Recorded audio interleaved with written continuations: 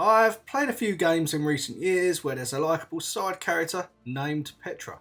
The Horizon series, Fire Emblem Three Houses and Assassin's Creed Valhalla.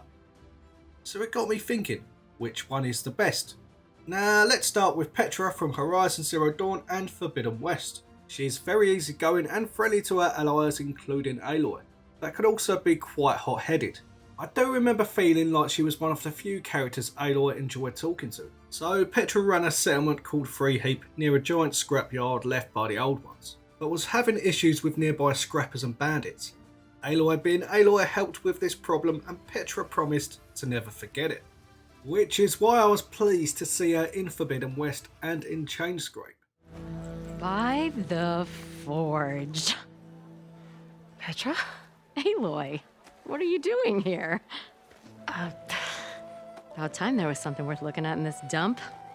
It's nice to see you too. And not a moment too soon. Come on. Although after a few months with this dude Olvend, I'm sure she may have regretted it. Until Aloy showed up, that is. Now once Aloy solved the mystery of the Bristlebacks, the town kicked Olvend out and Petra became the leader. And it was nice that you could go visit her throughout and she would still be drinking beer like a proper Osserum. And overall I really did like her. It's great when games bring smaller side characters into sequels because it shows that the developers care about the world they built and it shows that they care about the fans. So moving on to Petra from Fire Emblem Three Houses. Over the span of 5 years we get to see her grow from an exchange student at the Officers Academy to a highly skilled warrior representing her homeland Bridget. Being for Bridget, she doesn't quite have the grasp of Fodlan's language, which was very endearing and sweet, especially because of how kind she was. Professor, I am not understanding where the meaning is here. When and how is this expression used? I fell for it.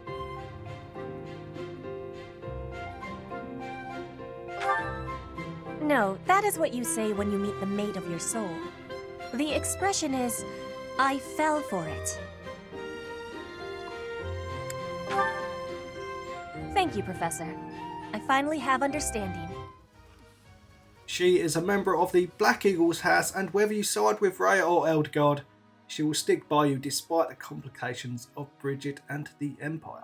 I also find it incredibly satisfying playing as her on the battlefield as she is built for speed and dexterity, with above strength and luck, so she often gets the critical hit with a sword. To survive, I will win! My heart burns with pride. Another trait I find really likeable is her outlook on life, or even her outlook on simple things like glasses. She really has this lovely aura about her.